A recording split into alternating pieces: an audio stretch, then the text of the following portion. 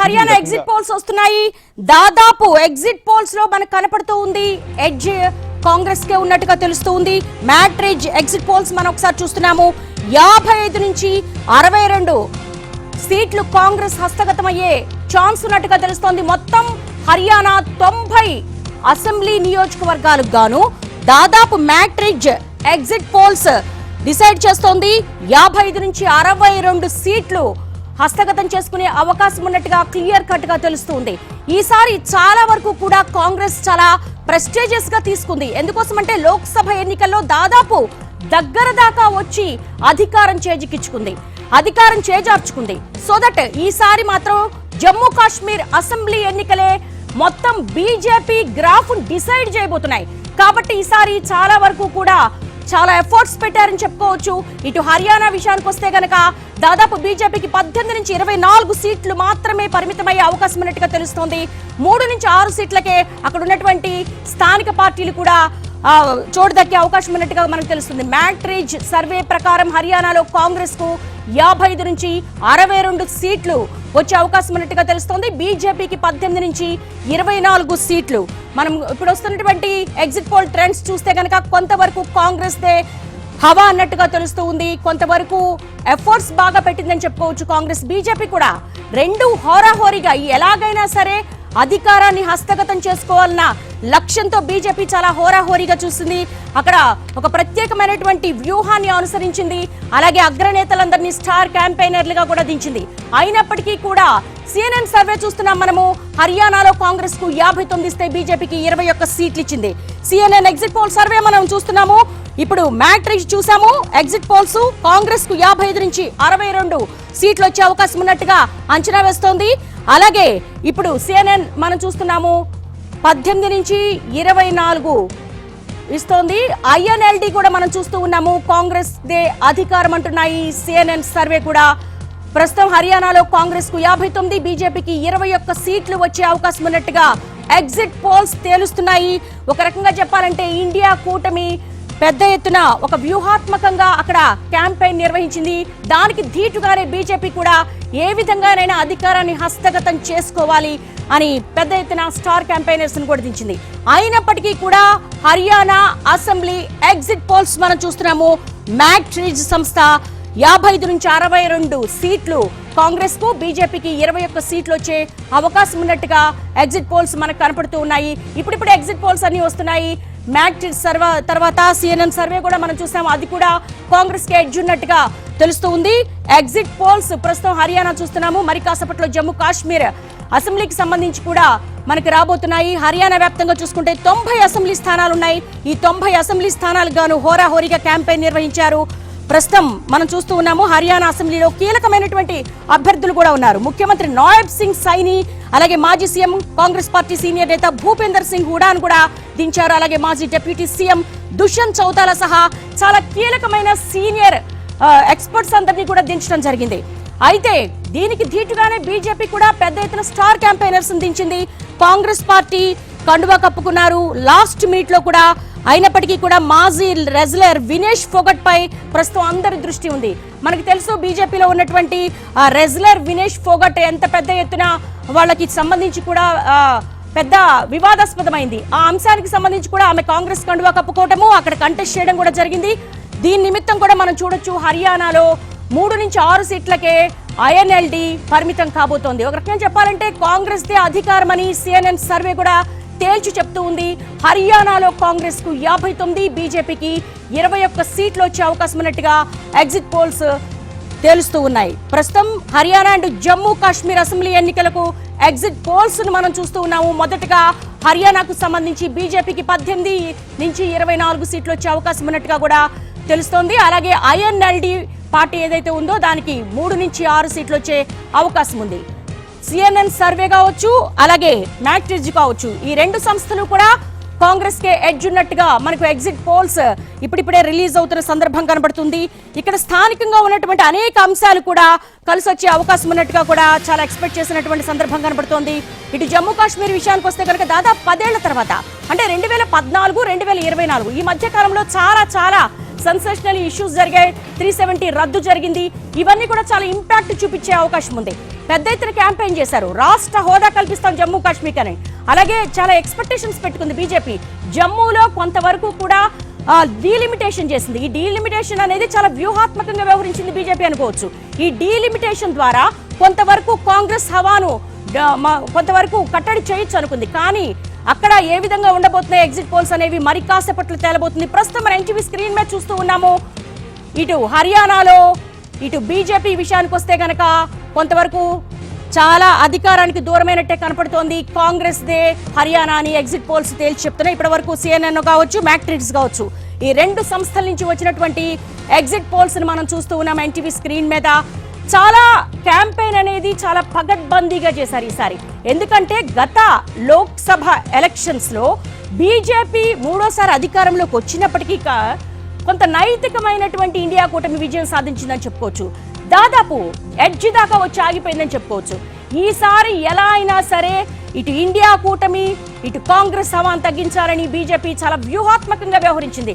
Star campaigners Amit Shah లాంటి వాళ్ళని, JP Nadda లాంటి వాళ్ళు, వీళ్ళందరినీ కూడా దించింది. కొంత క్యాంపెయిన్ మాత్రం చాలా పగడ్బందీగా ప్లాన్ చేసింది. అయినప్పటికీ కూడా మనకు ఎన్టీవీ స్క్రీన్ మీద మనం చూస్తున్నాము, CNN సర్వే కాంగ్రెస్ దే అధికారం అంటూ కూడా క్లారిటీ ఇచ్చేస్తోంది. హర్యానాలో కాంగ్రెస్ కు 59, బీజేపీకి 21 సీట్లు వచ్చే అవకాశం ఉన్నట్టుగా కూడా ఎగ్జిట్ పోల్స్ తేల్చి చెప్తున్న సందర్భం అయితే మనకు కనపడుతూ ఉంది. ఇక హర్యానా మ్యాట్రిజ్ ఎగ్జిట్ పోల్స్ కనుక మనం చూస్తే గనక అక్కడ క్లియర్ కట్ గానే మొదట చూసుకున్నాం మనము. కాంగ్రెస్ కు 55 నుంచి 62 సీట్లు వచ్చాయి. అలాగే బీజేపీ అధికారానికి దూరం అవుతున్నట్టుగా ఎగ్జిట్ పోల్స్ అయితే తేల్చి చెప్తున్న సందర్భం అయితే కనపడుతూ ఉంది. కొంతవరకు జాట్లు కావచ్చు, ఎస్సీలు కావచ్చు, వీళ్ళందరి మీద కూడా కొంత ఎక్స్పెక్టేషన్స్ పెట్టుకున్నటువంటి సందర్భం అయితే కనపడుతుంది. ఇటు పంజాబ్ కావచ్చు, హర్యానా కావచ్చు, జాట్ల హవా ఎక్కువగా ఉంటుంది. వీళ్ళ కొంతవరకు కూడా వాళ్ళు డిసైడింగ్ ఫ్యాక్టర్స్ గా ఉంటారు. వీళ్ళంతా ఒకసారి గనక ఈ గ్రాఫ్ను చూసుకుంటే గనక హర్యానా కావచ్చు, ఇటు జమ్మూ కాశ్మీర్ కావచ్చు, ఇక్కడ స్థానిక పార్టీల హవా ఉంటుందా లేకపోతే జాతీయ పార్టీల హవా ఉంటుందా అన్న దాని మీద కూడా కొంతవరకు కూడా పొలిటికల్ విశ్లేషణలు పెద్ద ఎత్తున సాగినటువంటి సందర్భం కనబడుతోంది. ఇటు జమ్మూ కాశ్మీర్ లో చూసుకుంటే గనక 2014లో PDP అండ్ బీజేపీ రెండు అలయన్స్ గా ప్రభుత్వాన్ని ఏర్పాటు చేశాయి. ఆ తర్వాత ఎవరికి వాళ్ళుగా 2024కు వచ్చేసరికి విడివిడిగా పోటీ చేసిన సందర్భం అయితే ఖచ్చితంగా కనపడుతోంది. మరి నేషనలిస్ట్ కాంగ్రెస్ పార్టీ కొంతవరకు ఎడ్జ్ ఉందని చెప్పేసి మనకు ప్రసాద్ కూడా ఇటు జమ్మూ కాశ్మీర్ విషయానికి వచ్చేసరికి చెప్పారు. ఇక మరి కాసేపట్లో జమ్మూ కాశ్మీర్ ఎగ్జిట్ పోల్స్ కూడా రాబోతున్న తరుణంలో ఇటు హర్యానా విషయానికి వచ్చేసరికి హర్యానాలో కొంతవరకు జాట్లు కొంత డిసైడింగ్ ఫ్యాక్టర్ గా ఉన్నారు. ఇటు కాంగ్రెస్ కు 59, బీజేపీకి 21 సీట్లు వచ్చే అవకాశం ఉన్నట్టుగా కూడా మనకు కనపడుతుంది. హర్యానాలో కాంగ్రెస్ దే అని ఎగ్జిట్ పోల్స్ మ్యాట్రిజ్ సర్వే ప్రకారం హర్యానాలో కాంగ్రెస్ కు 55 నుంచి ±62 సీట్లు వచ్చే అవకాశం ఉన్నట్టుగా తెలుస్తోంది. ఇటు హర్యానాలో బీజేపీకి 18 నుంచి ±24 సీట్లు మాత్రమే వస్తాయంటుంది మ్యాట్రిజ్. హర్యానాలో విషయానికి వచ్చేసరికి 3 నుంచి 6 సీట్లకే పరిమితం కాబోతోంది INLD. కాంగ్రెస్ దే అధికారం అంటున్నాయి CNN సర్వే కూడా. హర్యానాలో కాంగ్రెస్ కు CNN సర్వే ప్రకారం 55 నుంచి అలాగే బీజేపీకి 21 సీట్లు వచ్చే అవకాశం ఉన్నట్టుగా కూడా ఎగ్జిట్ పోల్స్ తేల్చి చెప్తున్నాయి.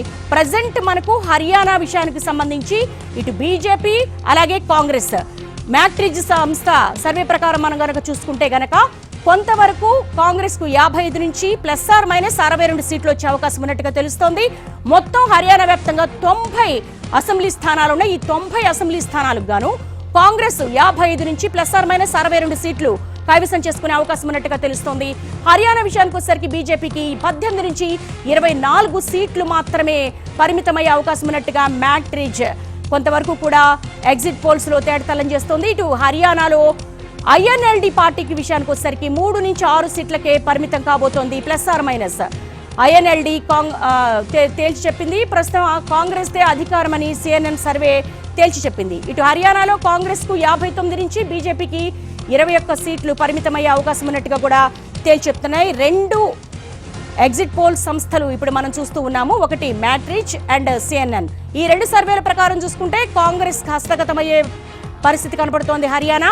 ఇక జమ్మూ కాశ్మీర్ ఎగ్జిట్ పోల్స్ విషయానికి వస్తే జమ్మూ అండ్ కాశ్మీర్ లో కొంత డిఫరెంట్ వాతావరణం కనబడుతుంది. అక్కడ ఇటు ప్రాంతీయ పార్టీలు కావచ్చు, జాతీయ పార్టీలు కావచ్చు, చాలా టగ్ ఆఫ్ వార్ గా అయితే క్యాంపెయిన్ నిర్వహించిన సందర్భం కనబడుతోంది. డీలిమిటేషన్ అనే ఒక కొత్త వ్యూహంతో ఈసారి బీజేపీ చాలా వ్యూహాత్మకంగా వ్యవహరించింది. స్టార్ క్యాంపెయినర్స్ గా బీజేపీ అగ్రనేతలను కూడా దించింది. అయినప్పటికీ కూడా మరి ఏం జరగబోతోంది ఈ ఎగ్జిట్ పోల్స్ లో? జమ్మూ కాశ్మీర్ ప్రజలు దాదాపు 10 ఏళ్ల తర్వాత వాళ్ళు తమ ఓటు హక్కును ప్రజాస్వామ్యయుతంగా వాళ్ళు ఉపయోగించుకున్నారు. మరి ఏ విధంగా జమ్మూ కాశ్మీర్ ప్రజలు కూడా క్లారిటీ ఇవ్వబోతున్నారనేది కూడా తేలాల్సిన అంశం. ఇటు మ్యాట్రిజ్ సర్వే ప్రకారం హర్యానా అండ్ కాంగ్రెస్ విషయానికి వస్తే గనక 55 నుంచి 62 సీట్లు ప్లస్ ఆర్ మైనస్ కైవసం చేసుకునే అవకాశం ఉన్నట్టుగా తెలుస్తోంది. ఇక CNN కూడా ఆల్మోస్ట్ కాంగ్రెస్ కి ఎడ్జ్ ఉన్నట్టుగా కూడా తేల్చి చెప్తున్నటువంటి సందర్భం కనబడుతుంది. ఇటు హర్యానా వ్యాప్తం కూడా హేమా హేమి లాంటి సీనియర్ నిపుణులైనటువంటి కాకలు తీరినటువంటి రాజకీయ నేతల్ని కంటెస్టెంట్ గా బరిలో దింపారు. అయినప్పటికీ కూడా కొంతవరకు బీజేపీకి ఎదురుదెబ్బ తగిలే అవకాశం ఉన్నట్టుగానే తెలుస్తోంది. ఇటు రైతు చట్టాలు కావచ్చు, కొంతవరకు పంజాబ్ లో కూడా అదే మెయిన్ ఇష్యూ అయింది. పంజాబ్ అండ్ హర్యానాలో జాట్ల ప్రాబల్యం ఎక్కువగా ఉంటుంది. స్థానికంగా ఉన్నటువంటి యాంటీ ఇన్కంబెన్సీ ఏదైతే ఉందో ప్రభుత్వ వ్యతిరేకత కూడా కొంతవరకు కూడా ఈ ఎలక్షన్స్ లో రిఫ్లెక్ట్ అయిందని మనం చెప్పుకోవచ్చు. గత లోక్సభ ఎలక్షన్స్ 2024లో కూడా దాదాపు హ్యాట్రిక్ విజయాన్ని సాధించిందని బీజేపీ చెప్తున్నప్పటికీ కూడా ఇండియా కూటమి ఆల్మోస్ట్ దగ్గరగా వచ్చి ఆగిపోయింది. ఈసారి ఇటు జమ్మూ కాశ్మీర్ ఎలక్షన్స్ కావచ్చు, హర్యానా ఎలక్షన్స్ కావచ్చు, రాబోయేటువంటి అసెంబ్లీ ఎలక్షన్, మహారాష్ట్ర ఎలక్షన్ కావచ్చు, ఇవన్నీ కూడా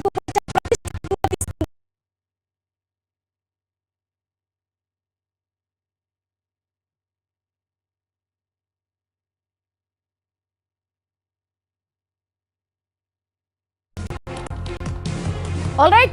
2 ఎగ్జిట్ పోల్స్ కూడా ఇటు మ్యాట్రిజ్ కావచ్చు, అలాగే CNN కావచ్చు, హర్యానా కాంగ్రెస్ దే అంటున్నాయి. మరి మా ప్రసాద్ అడిగి తెలుసుకుందాం, అసలు ఏ ఫ్యాక్టర్స్ కలిసి వచ్చాయి కాంగ్రెస్ కు, ఏ విధంగా క్యాంపెయిన్ నిర్వహించారనేది. ప్రసాద్, ప్రస్తుతం ఎగ్జిట్ పోల్స్ కనబడుతున్నాయి. ఇవి ఎగ్జాక్ట్ పోల్స్ కానప్పటికీ కూడా దాదాపు బీజేపీ అధికారానికి దూరమైనట్టుగానే ఈ 2 సంస్థలు కూడా తేల్చి చెప్పాయి. ఏ ఫ్యాక్టర్స్ ఇందులో కలిసి వచ్చాయనుకోవచ్చు?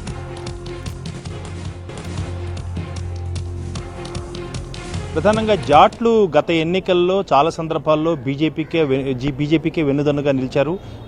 2 సార్లు ప్రభుత్వాన్ని ఏర్పాటు చేసుకునేందుకు పెద్ద ఎత్తున జాట్లు మద్దతు ఇచ్చారు. అదేవిధంగా అక్కడ చాలామంది ఓబీసీలు అధికారం ఎన్నడూ రుచి చూడనటువంటి వాళ్ళకి ఓబీసీలకు కూడా అధికారం అప్పచెప్పడం జరిగింది. దాంతో కొంతమేరకు నెమ్మదిగా జాట్లంతా కూడా బీజేపీకి దూరం అవడం జరిగింది. దాంతోపాటు రైతు చట్టాలు చెందినటువంటి అంశం కూడా చాలా కీలకంగా ఈ ఎన్నికల్లో పనిచేసింది. పూర్తిగా దేశ రాజధాని ఢిల్లీకి దారితీసే అన్ని మార్గాలను పెద్ద యుద్ధ వాతావరణం నిలిపించే రీతిలో కేంద్రంలో ఉన్నటువంటి ప్రభుత్వం రోడ్ల మీద పెద్ద పెద్ద సిమెంట్ బ్లాకులు ఏర్పాటు చేయటం, అలానే పెద్ద మేకులను ఏర్పాటు చేసి ఎవరు కూడా రాకపోకలు లేకుండా చేయటం, ఈ రకంగా రైతులను పెద్ద ఎత్తున నిరుత్సాహానికి గురిచేసి ఆగ్రహానికి గురిచేసింది. ఇది కూడా బీజేపీకి వ్యతిరేకంగా మారింది. అదేవిధంగా కాంగ్రెస్ పార్టీకి అనుకూలంగా మారింది. ఇకపోతే కాంగ్రెస్ పార్టీతో సహా ఇతర ఇండియా బ్లాక్ చెందినటువంటి పార్టీలన్నీ కూడా సమిష్టిగా పనిచేయడం జరిగింది. అందరూ కూడా బీజేపీని ఓడించాలన్న ఏకైక లక్ష్యంతో పనిచేయడం జరిగింది. అదేవిధంగా రాహుల్ గాంధీ, ప్రియాంక గాంధీ పెద్ద ఎత్తున ప్రచారం చేశారు.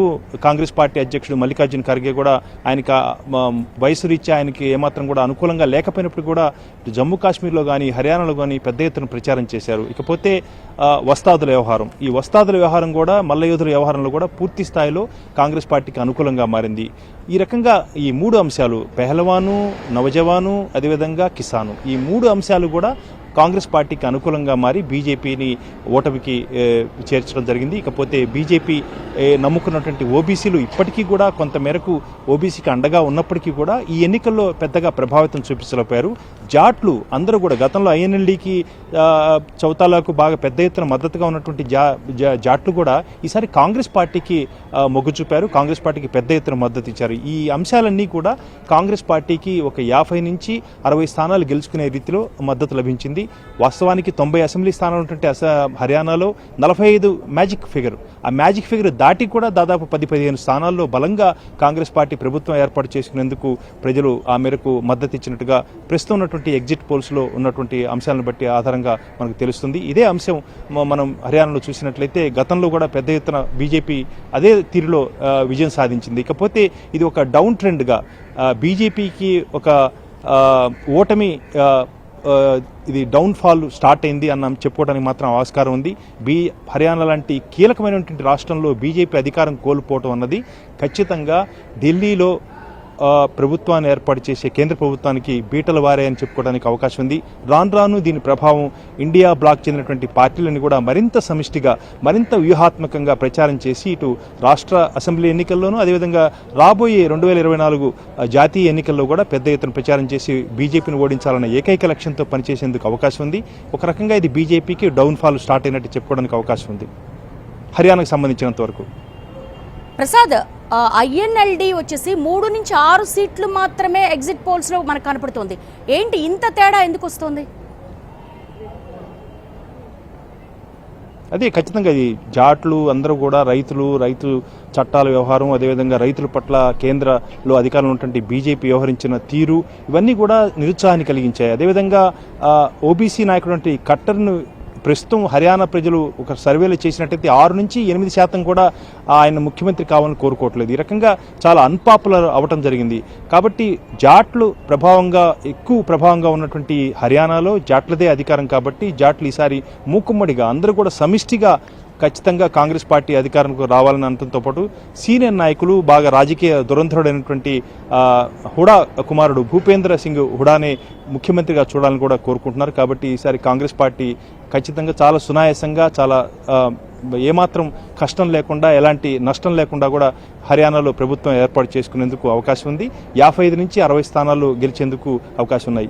ఈ అంశాలు వస్తాదు మల్లా యోధుల అంశం కూడా పెద్ద ఎత్తున కాంగ్రెస్ పార్టీకి కలిసి వచ్చిన అంశం. ఇకపోతే నిరుద్యోగ యువత కూడా పెద్ద ఎత్తున ఆగ్రహంతో ఉన్నారు. వారంతా కూడా ఉపాధి అవకాశాలు లేకపోవడంతో వారంతా కూడా కాంగ్రెస్ పార్టీకి, అంటే కాంగ్రెస్ పార్టీ కల్పిస్తుందన్న ఆశాభావం ఉందో లేదో అది వేరే, కానీ బీజేపీ పట్ల వాళ్ళకు ఉన్నటువంటి ఆగ్రహాన్ని ఈ రకంగా ఓటు రూపంలో చూపించారు. అది కూడా కాంగ్రెస్ పార్టీకి కలిసి వచ్చినట్టు అంశం. అదేవిధంగా కాంగ్రెస్ పార్టీ కూడా విస్తృతంగా చాలా పెద్ద ఎత్తున పెద్ద నాయకులంతా కూడా ప్రచారం చేశారు. ప్రజలకు భరోసా ఇచ్చారు.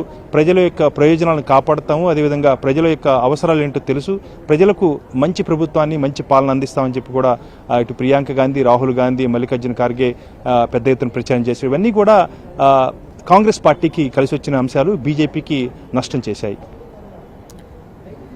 ప్రసాద్, ఎలా చూడాలి? బీజేపీ అలార్మింగ్ సిచ్యువేషన్ లో పడుతోంది అని అనుకోవచ్చా? ఇది ముందు నుంచి కూడా ఊహించారు. ఎందుకంటే వాళ్ళ ప్రచార సరళిలోనే కొంత మేరకు బలహీనత వచ్చింది. ఆ మేరకు పెద్ద ఎత్తున ప్రచారం చేయలేకపోయారు. గత లోక్సభ ఎన్నికల్లో కూడా కేవలం 5 స్థానాలను గెలిచి బీజేపీ ఒక మేరకు సగం ఓటమిని అంగీకరించినట్లుగా ప్రజలే ఆ మేరకు గుర్తు చేశారు బీజేపీకి. కాబట్టి బీజేపీ ఎంత ప్రయత్నం చేసి రాష్ట్ర అధికారాన్ని చేజిక్చుకోవాలని ఎంత ప్రయత్నం చేసినా ప్రజలు మాత్రం బీజేపీ పక్షాన లేకపోవడంతో ఆ మేరకు కాంగ్రెస్ పార్టీ విజయానికి మార్గం వేశారు. ప్రజలంతా కూడా కాంగ్రెస్ పార్టీ వైపే ఉన్నారు. ప్రజలు కాంగ్రెస్ పార్టీ ఈసారి అధికారంలోకి రావాలి, తమ యొక్క అవసరాలను, తమ యొక్క ఆశలకు అనుగుణంగా బీజేపీ ప్రభుత్వం పనిచేయలేకపోయిందన్న అభిప్రాయాన్ని వ్యక్తం చేశారు. ఎన్నికల్లో సరళిలు కూడా చూసినట్లయితే ఎన్నికల సరళిలో భాగంగా ప్రజల యొక్క అభిప్రాయాలు కనుక పరిగణలో తీసుకున్నట్లయితే ఖచ్చితంగా ఇది బీజేపీకి ఎదురుగాలి అన్న అంశం చాలా స్పష్టమైంది. ఆ మేరకు ఇప్పుడు ఎగ్జిట్ పోల్స్లో కూడా బీజేపీ ఓటమి అంచున ఉంది. కాంగ్రెస్ పార్టీ చాలా సునాయాసంగా హర్యానాలో ప్రభుత్వాన్ని